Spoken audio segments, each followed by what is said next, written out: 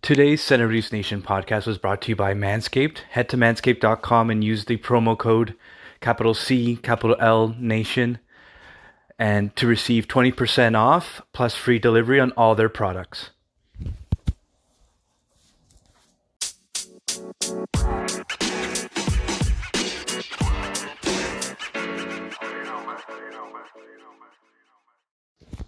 Welcome to this podcast of Senators Nation. This is Pat LaRusso. I will soon be joined by Lucas Ugenti, where we'll be interviewing former NHLer and TV analyst on Sportsnet, Anthony Stewart.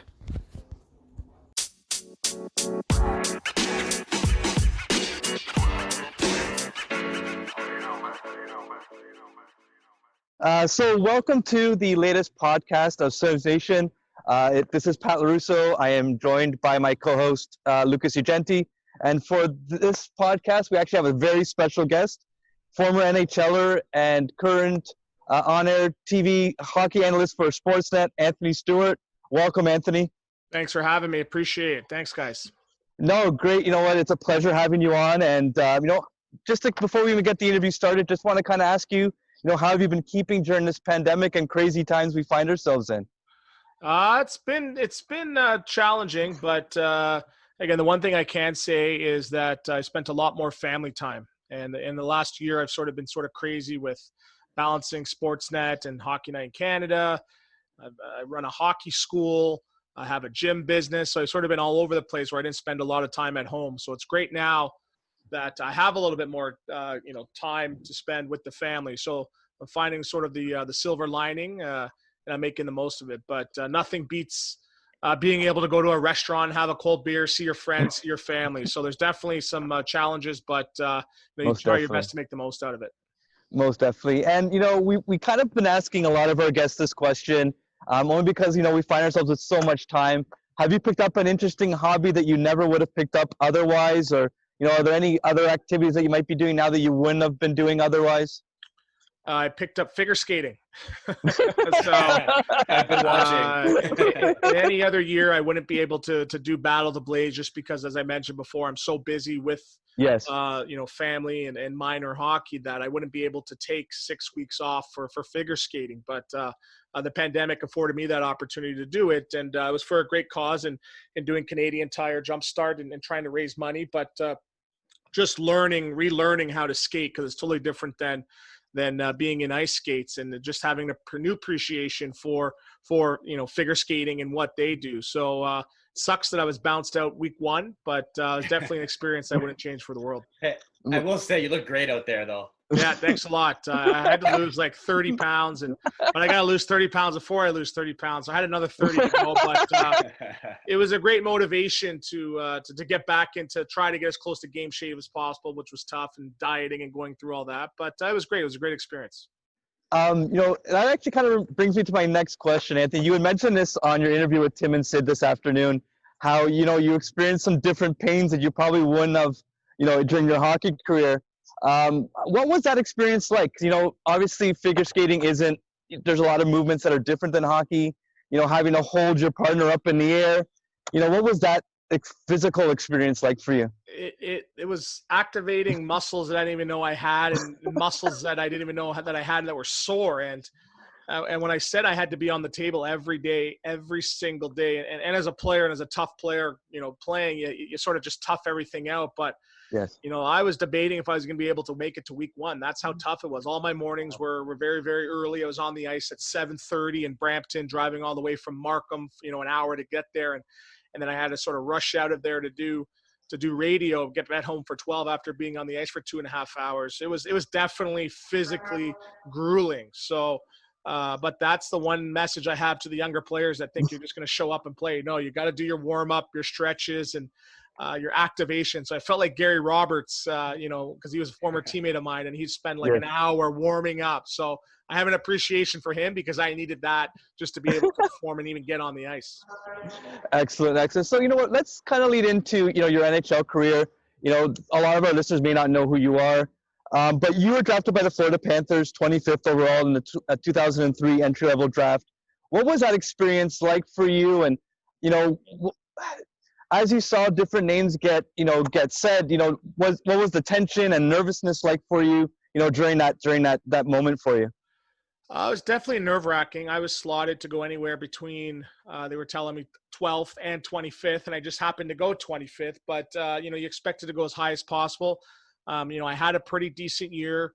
At the top prospects game, I actually had the most goals out of all the prospects. So I had more goals than Eric Stahl and Dustin Brown and Nathan Horton. I had like 28, I think, with about 20 games to go. So I think I shut it down the last quarter of the season thinking that I was good to go. But just going through that process of, your agent takes you out to buy you a new suit. You got to book flights and get the family there. It was my mom's first time flying, I think, in 20 years. So just dealing with that. But just the whole family getting together and going on a little vacation. That's something that we never did because we didn't have a lot of money growing up. So, but I think the one experience was great too, was motivating my brother, who was sort of going through his ups and downs in minor hockey and not knowing if he wanted to play. But him coming to the draft and seeing the experience, I think motivated him to say, hey, if my big brother can do this, I can do this as well. So, just sitting there and, I had Bobby Orr as my agent at the time, and he had myself, Nathan Horton, Eric Stahl, a bunch of guys that were slotted to go into the first round. So we had a great get together and a great party. It was a great party experience being in Nashville. So getting drafted to Florida was great. It was a great young team. And not a great young team. It was an older team, but I had the opportunity to make the team out of camp. So hearing my name called in the first round was definitely a great experience. Excellent. And after your 4 years in Florida, you joined the Atlanta Thrashers. What caused you to make the change at the time? And what were your feelings about leaving the team that drafted you? It was definitely tough. You put in 4 years, but, for me, I was up and down, every year, I think for the whole entire 4 years. The last year I made the team and they didn't really offer me a qualifying offer. So I had to find another team. So I trained in Florida that summer with expectations to go back, but it didn't work out. And I had the opportunity to go to Atlanta. And they offered a 2-way contract, which sucked because I wanted a 1-way, but I didn't really have the stats. But I ended up in the minors in Chicago that next year, but had a pretty good playoff scoring. I think it was 8 or 9 goals in 13 games and making the team the next year. But what was great about that team in Atlanta was, we had Craig Ramsey, who was a first-year full-time head coach from training camp on. And he said, hey, whatever player you think you are, be that player. We're not going to tell you to fight. We're not going to tell you to do this. Do what you like to do. Just stick within the realm of the system.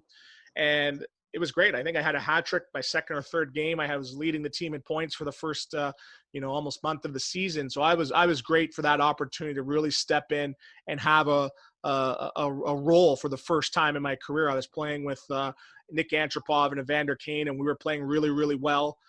So it just sucks that year we didn't make the playoffs, and the next year they ended up in Winnipeg because, there was something special there, I think, in that Atlanta team. And I think if we stuck together for another 2-3 years, I think we would have, that the Eastern Conference wasn't that strong at the time. I think we could have came out of that Southeast Conference. Excellent. You mentioned it, that the team from Atlanta, went out to Winnipeg, and then you weren't signed, and then you went from Carolina and then to the Kings, over the subsequent years. What was that experience like for you going from like Carolina to LA, and kind of, I guess that would have been like a whirlwind because you would have been pretty young at that point too, weren't you? Yeah, I think I was probably about 26. So it was tough, but the lockout happened, right? And when the lockout happens, there's a lot of casualty. But when I got traded to LA, it was right after the lockout, the day the lockout ended. I'm like, well, you know what? I didn't have the greatest year, but I had 20 points on the fourth line. And you're looking at LA stats. I'm like, well, that puts me in like 5th or 6th in forwards in LA. So I'm good to go. I'm great, So I thought I was going to step in there and 20 points. Yeah, I'm going to play the second line. But it doesn't work that way. They just came from winning the Stanley Cup. They're about to, and they said, hey, we're going with the guys that won us the cup. So you're going to have to go down to the minors again and just sort of bide your time, which sucked because, I had 2 great years, one in Atlanta, a pretty decent year in Carolina. To go back down to the minors definitely sucked. But again, this is your career. There's going to be ups and downs. So you just got to have that motivation and positive attitude saying, hey, I'm going to work hard and get back up. So funny story with that was that I was down, from January to the end of the playoffs in the minors in Manchester, and we got knocked out. and I got sent home back to Toronto. And in the middle of LA series versus St. Louis, who was my brother was on the team at the time, Sutter's like, well, where's Stewart? Why isn't he here? He's on a one-way. And the team's like, he's in Toronto. So Kyle Clifford got hurt, I think, in game 5. And I was about 10 days into my off season. So they called me up saying, hey, you're playing in game 6 in St. Louis. And I was honest with myself. And I said, guys, I've been eating Mandarin and chicken wings and drinking beer for 10 days here. I haven't touched the ice, so I'm not ready. So I was honest, but they were going to put me in, but I didn't want to embarrass myself. So I flew back to LA, and I was part of the Black Aces, but I was actually practicing with the team every single day before they lost. I believe it was in 7 games in the conference finals to Chicago. So that was my one chance to get back into the NHL, but I was honest with myself. I wasn't ready. I had to train and get back into game shape, but I wouldn't change it for the world. So you kind of alluded to it there. What does it do to you mentally, or should I say more on the less your confidence level? Just, being a player that could produce when given the right opportunity, and just kind of never finding that exact opportunity where you needed to succeed and score as many points as you could have to be a first or line second. Yeah, it's definitely frustrating, but that's just sort of how the game was back then, where it was the veteran players. Unless you were a top guy, you had to bide your time. You had to go play 100 games, 150 games, 200 games in the minors before you get your opportunity. So for me, I didn't know any better. I was the first of the group of myself, my brother, Wayne Simmons, Devontae Smith-Pelly, to really go through it. So I didn't really know what to expect. So that's why they had better careers than me, because I said, hey, guys, you got to do it this way, not this way, because those are the way that I did it as a pro. So definitely sucks. But, the Stewarts as a whole had a pretty decent career, almost 1,000 games between the two of us. So my brother's success is the family success, which is my success. So I look at it like that. But it's definitely frustrating. Just, you train, you work out every single day, and you wait for that opportunity. And sometimes it doesn't come. But that's the NHL. Nobody owes you anything. It's all about timing and opportunity. And, I got it my 1 year in Atlanta. I put up numbers, 40 points. And, I thought I was going to go to arbitration with Winnipeg and get my big payday. And they said, hey, by the way, we're not going to qualify you. So it sucks. But, I retired fairly young, 30 years old. And, I run a successful hockey business.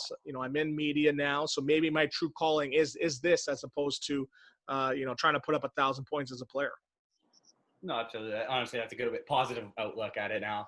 I guess my question to you now would be, what's the difference? Why does it seem like a lot of these first round players, even early second round players can kind of just step in and fill the void on that third line of an NHL roster? Well, you guys have the Leafs name in your podcast, and this is the reason why, is because of the salary cap. And you have to have young guys step in and produce, because you can't just say, hey, well, we have a hole in the fourth line. Let's go pay a guy, 1.2 to step in and put up some major points on the fourth. No, you have to draft and develop guys. So you have to give your young guys an opportunity. You have to plug in Nick Robertson. You have to plug in these young guys that are on their entry level, because you can't build your teams through free agency, and you can't build them completely just, through trades. So, there's a guy that might not be ready. He might be a second rounder or a third rounder. And just because of the cap, you have to give him an opportunity to see what he can do. And I'm not just talking, for me, if I had a bad weekend, well, I would just get sent back down, and I'd be back, the next weekend. So it's really tough to really get your footing. But under the, salary cap structure right now and the cap, you have to keep guys, and you have to give them that opportunity.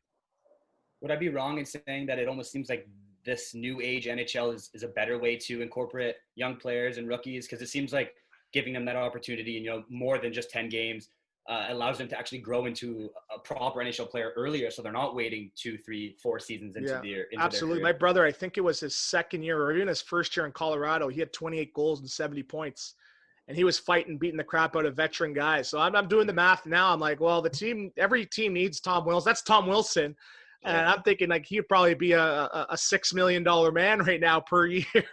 So, truthfully, but that's how the league goes. It goes ups and downs. It goes young, then it goes old, then it goes cheap, then it goes expensive. So that's just how it works. And that's what I think the casual fan doesn't understand. They're just looking at this, go, "Oh, this guy sucks." Well, maybe he sucks in this system, and all roads lead back to Toronto now.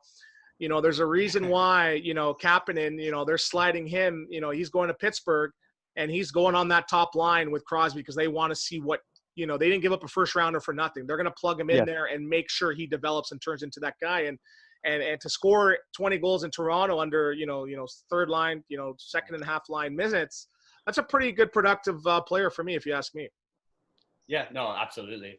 And you mentioned your brother's success and how it became a family success. What was that like knowing he went 18th overall to Colorado? It was great because, 2 years or 3 years before, he wasn't even sure if he was playing hockey or not. He actually quit his OHL draft year, and he was just playing school hockey and just having fun with it, but playing football. He was going to go the football route, but I actually got him a tryout on the Kingston team. So, I had to go and talk to our GM, Larry Mavity, and say, hey, Larry, my brother is he wants to come on a tryout. No guarantees, but he can play. If you give him an opportunity, he's not going to let you down. And he said, well, he better do well or I'm going to trade you too. So, I put my neck on the line for my brother, and, he had a pretty good camp, and they asked if he can fight. And I said, well, you're going to see. And I said, hey, you're going to have to fight. If you want to make the team, you have to fight. So if you go look at my brother's first year yearbook picture in Kingston, he's got a black eye because he just went toe-to-toe with some veteran, and he ended up making the team as a fighter. So he was in and out of the lineup for the first half of the season where he had like 2 goals and 3 assists in like 30 games. But then when I went to the World Juniors that year, they put him in my slot. So he ended up lighting it up and scoring. I think he finished with like 18 goals as a rookie walk-on, which is unheard of. He scored like 37 goals the next year, and then he was a first-round pick. So to go from, playing school hockey in Scarborough to first-round NHL pick in 2 years, that's major dedication. That's major natural talent. Yeah, absolutely. Now, I want you to answer this as honestly as possible. Growing up, who was better between the two? I was the better player, and I still think I am. But Can I ask him that same question? It's timing and opportunity. If you saw, my brother and I off the ice in our prime, we were same height, same weight, same speed. He's got better hands.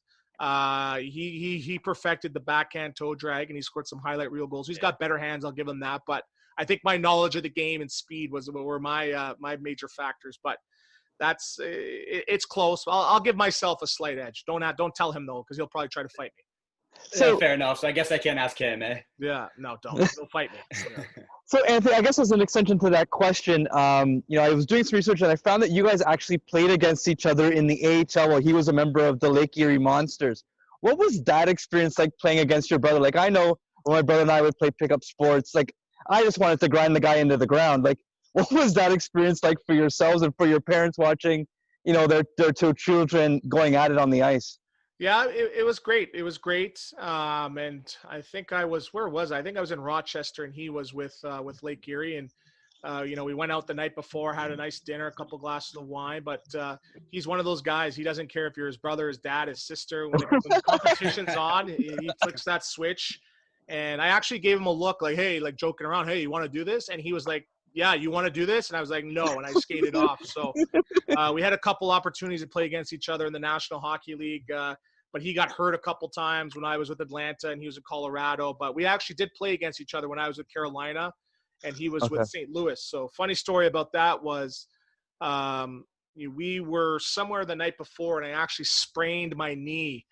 And I said, I'm not missing this game. I was supposed to be out a month, but I'm like, no, I got to play this game. There's 3 or 4 opportunities I was supposed to play them. I didn't. So I actually had to tape my leg all the way from like my ankle all the way up like to my groin because they had to stitch me together just to basically play that game. So I had an awful game, but I definitely wanted to not miss out against playing against him in the NHL. Yeah, that's for bragging rights at that point. Yeah. Sorry, Lucas. Take it. No, you can take it back. So let's just, Anthony, let's just fast forward a little bit to now, what you're doing now on TV and that shift from being, an active NHL player to now on TV analyst and hockey analyst. What has that process been like for you shifting from a professional hockey player to now being in the media? And how did that all come about for you?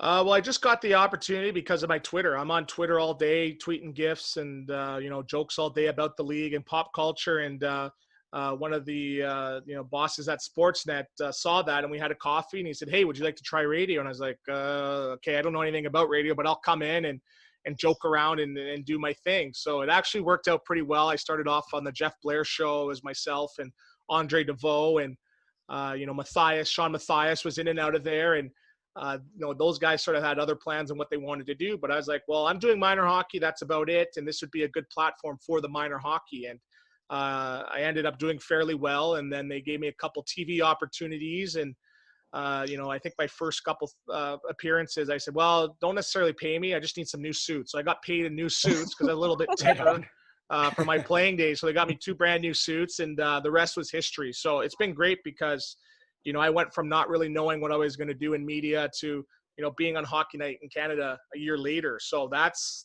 a wonderful opportunity, and I'm very grateful for that. And but it's just those same lessons I learned as a player, and it's working. Being on time, being professional, being courteous, treating everybody with respect, and having fun, and not taking yourself too serious. That's translating well for me now in the business world, but especially in media and on TV. Now, has there been anyone along that route from going from, Twitter to, CBC, Hockey Night in Canada, that's kind of guided you and been like a role model for you through this process?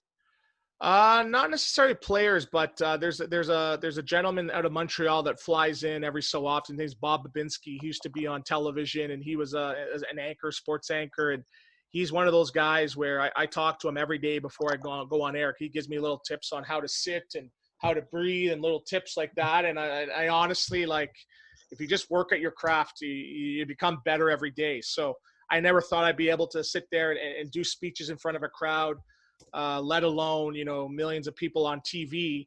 But I actually, put makeup on. I'm doing my own makeup now. And so he's definitely helped. But as far as players, there's a high turnover rate. So a lot of players are coming and going there because, again, it's a lot of work.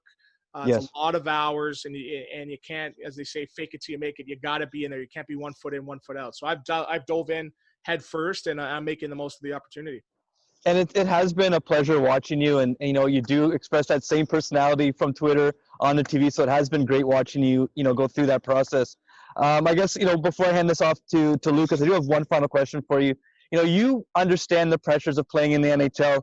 Does it ever cause you to pull back or second, think over, maybe an assessment on an active player? And if not, have you ever seen or has a player ever reached out to you and said, hey, Anthony, that was kind of a rough take you gave me last night. Like, what the hell? Yeah. But again, this is my job, right? And yes. Again, I don't have an agenda. I call it how I see it. And the one time Evander Kane actually called me because he got a suspension on Gudis, and they asked me if I thought it was a suspension. I said, yeah. So he called me literally, we're on at 12 o'clock. And they were in Carolina. I'm like, aren't you supposed to be on the ice? So he was in his equipment calling me saying, I'm seeing you on TV now, Stewie. Why? How do you even think that was a penalty? Like, I don't know. Like, Gudis. When Gudis comes after you, you got to keep your – and I'm like, dude, like, get on the ice. Like, do you want me to apologize? If you want me to apologize on air, I'll apologize. So I actually made a joke of it and started apologizing on air, Evander. I'm sorry, Evander. But again, it was in jest. But the one thing I did realize that Hockey Central at noon, all the players are watching it on, in the dressing rooms, and in the West, they're watching it in the morning. True. So that's making me a little bit more conscious of what I'm saying, because, if I'm chirping a team or chirping a player, they're going to be like, well, Stewie, you only put up 40 points. You were dusty. Who are you to say anything? So I keep that in mind that I might have to see these guys someday. But again, I'm having fun with it. I'm not taking myself too serious and just trying to call it like I see it. Excellent. Out of curiosity, is there a team, specific team that you support?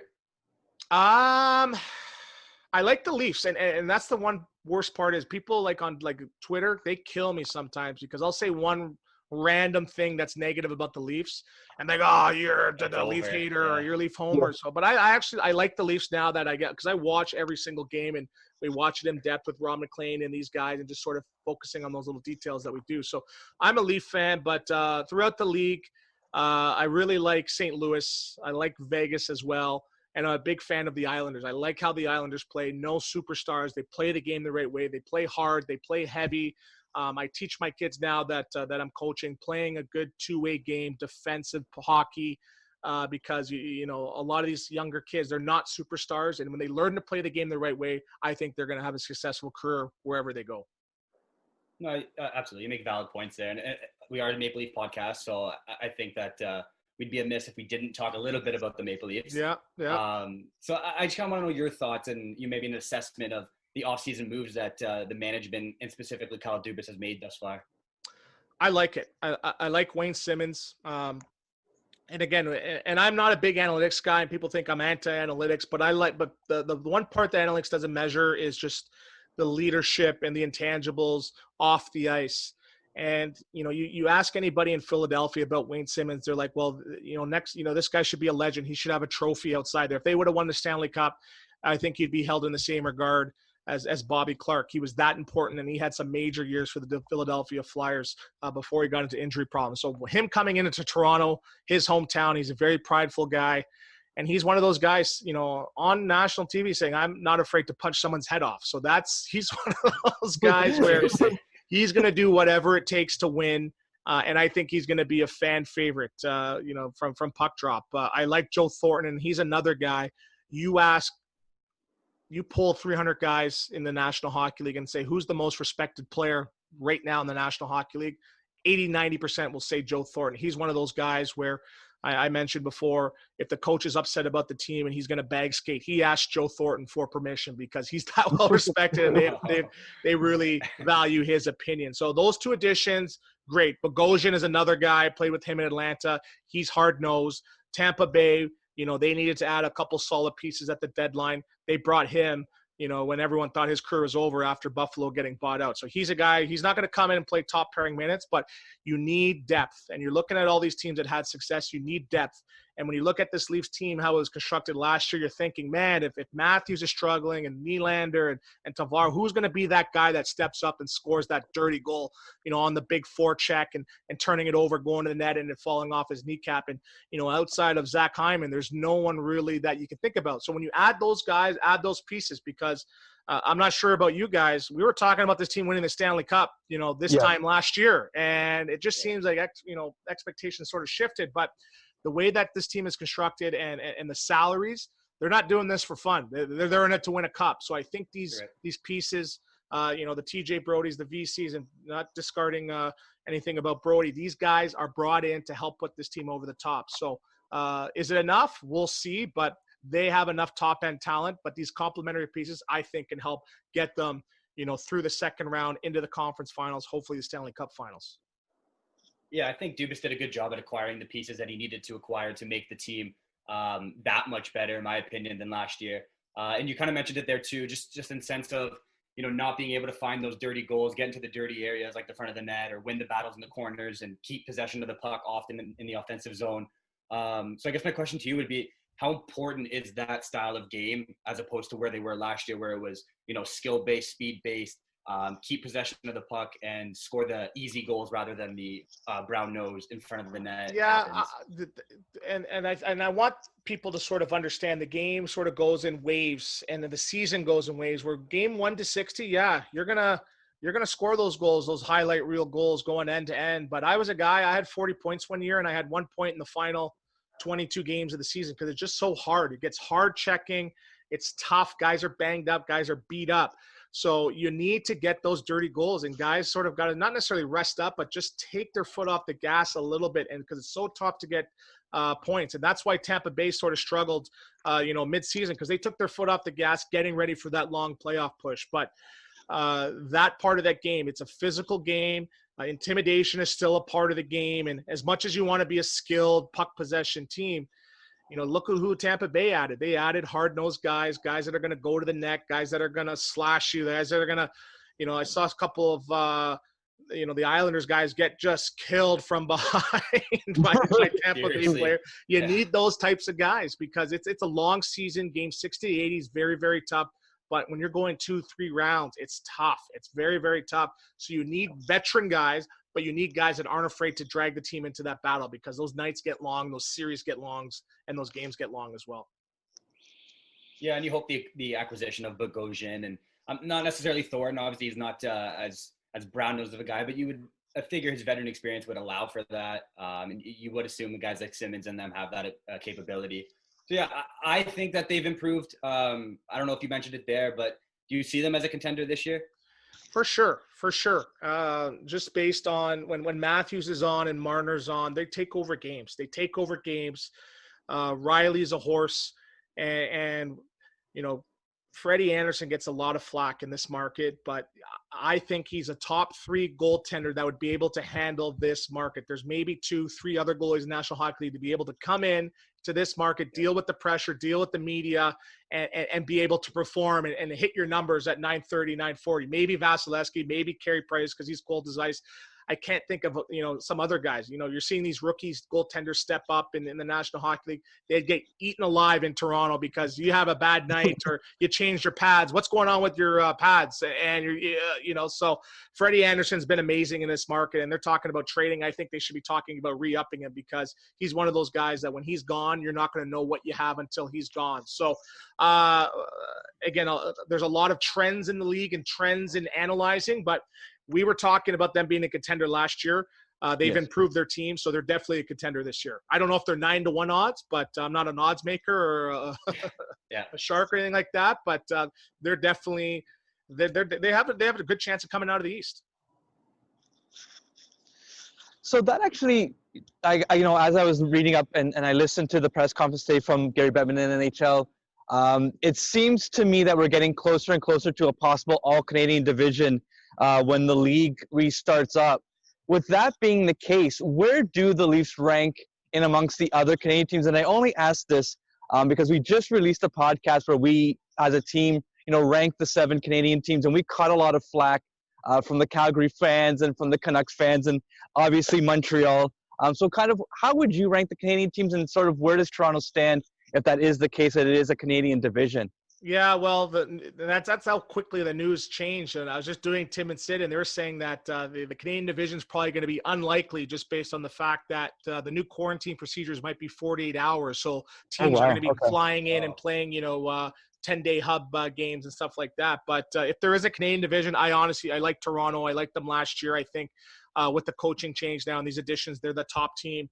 Montreal, everyone was calling for Bergevin's job, right before the trade deadline. But Carey Price is a guy now that he's a game stopper, and people think that, how is he going to play on the Olympics? He's the number 1 goalie in the National Hockey League, in my opinion. And the additions of Anderson and Toffoli and other guys that are stepping in, I really like Montreal, and Carey Price is going to get a little bit of a break now that they added Jake Allen as well. So I go Toronto, Montreal. I really like what Calgary did, and Monahan, Johnny Hockey, and Monahan had off years offensively now. So with the additions, they got the goaltending now. Tkachuk is going to take another step. I think they're number 3. So I would have Edmonton higher, but I picked them to win the Stanley Cup last year. So, and they let me down in the first round. So they've come down a couple pegs, but you can't discount, Connor McDavid and Draisaitl. They can take over games. They can put up 4 or 5 point nights on the regular. So, but I'd like to see, I wasn't a big fan of them not upgrading the goaltending in the offseason. So Toronto, Montreal, Calgary, Edmonton, we'll go with Vancouver and then Ottawa. So did I miss anybody there? Did I miss anybody? I think I got everybody there. No, you covered Winnipeg, didn't you, Anthony? Oh, shoot, Winnipeg. Put Winnipeg somewhere in the middle. I don't know where. I always forget Winnipeg. Oh. I think a lot of people do, don't they? It's such a small market. It catches a lot of flack. Yeah, well, maybe it's just because they didn't hold my rights. Yeah, maybe I was going to say. So, Anthony, before we wrap up this interview, you and I got talking on Twitter just based on some of the funny GIFs you've uploaded. So we do want to ask you about that. Sort of, how did you ever start that? And, we noticed you generally pick on, Mike Zigomanis and a few others like Tim and Sid. What has been their reaction to, you using their likeness in some of your funny memes? Yeah, they love it, and they love it a little too much now, but I don't want to be that guy that's just firing them off all day. But, my mind works in a weird way where I could see something or someone says something and I'll be like, oh yeah, that reminds me of this movie or this reminds me of this song. And again, I guess it's the power of the BlackBerry, where the gifts are a little bit different than the iOS devices and the iPhone devices. So it's a weird gift. It doesn't pay anything, so it's a weird hobby. So it's more of a hobby than anything, but it's great that it's entertaining. This is what it's about. It's about entertainment, and Exactly. again, that's how I was as a player. You ask around about me. I was a great teammate, but I was always, dancing around the dressing room, cracking jokes, doing the music and all that. So it's all about entertainment. That's the one part of the game that I brought in my career, and I'm happy that I can bring some entertainment to the fans and the hockey world. So out of all those gifts, is there one that you take the most pride, that if you could frame and put it on the wall that I see behind you, what one would it be? I'm a positive guy, so I'll go there. I'll go with the Chuck Norris thumbs up one, where he's doing the Chuck Norris. I've actually superimposed my face on that one. That looks kind of weird, but I like the Chuck Norris thumbs up. Excellent. You know what? Before we let you go, we just want to. I got one more question for him. Sorry, Lucas. Yeah, I really wanted to talk a little bit about, if you can, the 2004-2005 World Junior rosters.